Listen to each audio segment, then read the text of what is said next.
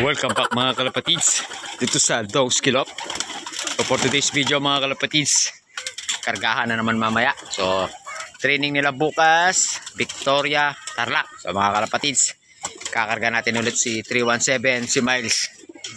At saka si... Lalo lang naisip mong pangalan niya, no? Clip ring. May naisip ka na ba? Ha? Clippers.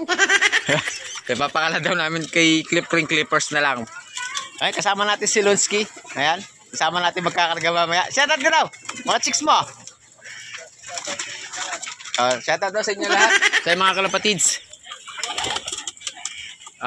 Hintay-hintay muna kami mamaya. Mamayang 8 pa naman yung kargahan. So, pakakainin ko muna yung mga warriors ko rito. Ayan. A few moments later.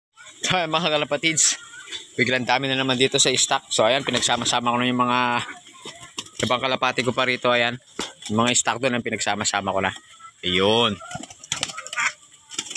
So ayan mga kalapatids, dito sa isa kong kulungan na yan, may gagawin ako rito. Parang dito ko nagagawin yung breeding nila, breeding ground.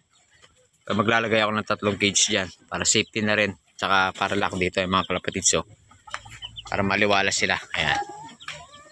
So ayan, dito ko lang muna ilalagay yung mga breeders ko. Then assemble tayo ng assemble ako ng screen na ganyan. 3 pwede diyan, ayan So pwede. So ayan mga kalapatids, kita-kita ulit tayo bukas sa pag-aabang dito sa Dog's Kilop. Isang mabilisang vlog lang. So mga kalapatids, ingat kayo lahat. Peace.